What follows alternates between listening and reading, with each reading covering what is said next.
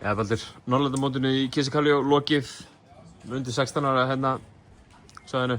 Hvað silfur, framistöður, hitt og þetta, lentum aðeins í gegnum. Hver svona upplifun aðalþjálfarans hjá liðinu núna í Finnlandi? Satt að segja fyrirfram veit maður ekkert eiginlega hvar við stöndum svona fyrirfram. Og við vorum þjálfur búin að ræða að við höfum bara ekki hugmynd. Svo mætum við og mikill stígandi og skrítið að segja það, við hefðum bara auðvitað getað tekið gullið, sko. Alltaf þessi fjórði leikvöldi á móti Svíum sem okkur á falli, sko.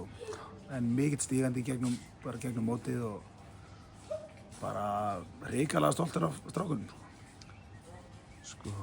Þeir að vinna bæði bara miklu mun leikina. Tækir líka jafnarleik eins og móti Íslandi.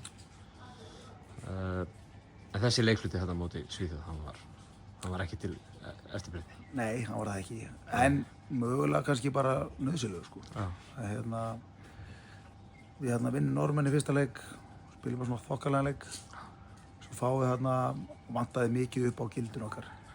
Vorum hægir, hægari en við viljum vera, seinir í pressuna og svona samt jöfn með leik eftir 3 og svo bara svona lendum við basli við að skora í fjórða. Förum aðeins yfir það og þetta er svona bara kveikti eld í strákum í rauninni, held ég, að finna muni þegar við erum alveg on point og þegar þú slakarast og 90% það er bara ekki nógu gott á svona leveli. Það er strax bara á skilur á milli. Það er að fá strákinn, orkan í þessum leikjum hérna, hún er á einhverju allt öðru leveli. Já. Hvernig undirbýrðu liðið fyrir svona slagsmál? Eða skilur þú bara þetta? Já, þetta er bara full court pressa alltaf og svaka læti og þetta er röddin í mér löngu farin, sko. En það er bara intensity á æfingu og það sem gerist þegar þú ert með marga góða leikmenn og það er intensity fyrir upp. Það getur enginn slakað á. Þannig að það er rosalega mikilvægt í undirbúningnum að huga gæði í spilinum, að það sé alltaf intensity og alltaf þessi ákefð og svona þessi hraði og læti því að við erum litlir og svona á þessum mælikvarða hérna. Þannig að við þurfum að nýta þessi við erum góður í sem er hraðinn og bara góður í körfubolta þessi strákur. Liðið sem með í höndunum, örugglega þvílíkur hausinn, sko, fyrir landsliðsþjálfara, bara allra landsliða á hverju einasta ári að velja 12, skilur. Það er eiginlega erfiðasta sem maður gerir, sko, að segja einhverjum sem á alveg skilja að vera landslið að hann fá að gera með, sko. Nei. Væntanlega einhverjir drengir heima sem hefði alltaf ekki dögrið að taka skref fram á við með þessu liði. Já. Og ég sagði það þegar við vorum með 20 manna hóp að það er rosa afrek að vera topp 20.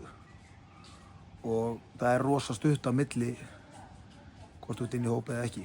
Og þetta er bara, það er að leiðilegasta í jobbinu, þetta er geðveikt að vera á þessum mótum og vera á æfingunum og alltaf leiðilegt sem maður gerir, það er að skera niður hópinn.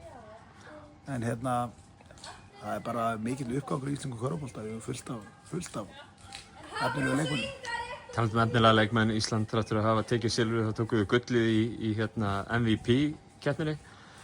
Benóni Stefán Andrásson, getur þú leitt mig aðeins í gegnum bara hans leik? Bara frábær og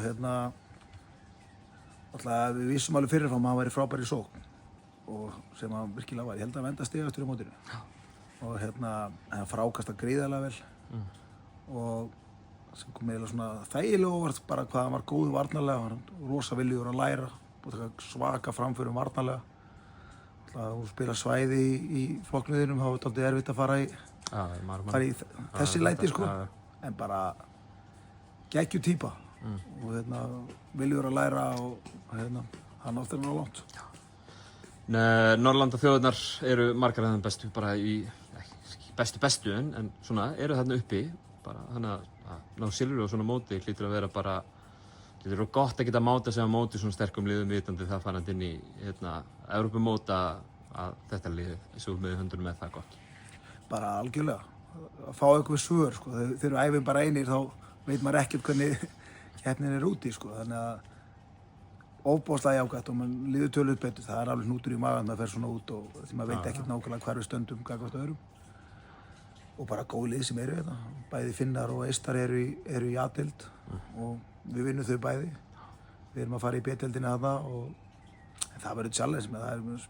Lendum í riðli með Króatum og fleiri stóru þjóðum sem að... Sterkum þjóðum. Já, verður gaman og krefandi. Kæra þakki Baldur, ég veit út á leiðinni í vatnið. Ég ætla ekki að tefja þig neitt mikið lengur en 5,5 mínúta. Takk. Takk Til hamingju aftur. Takk.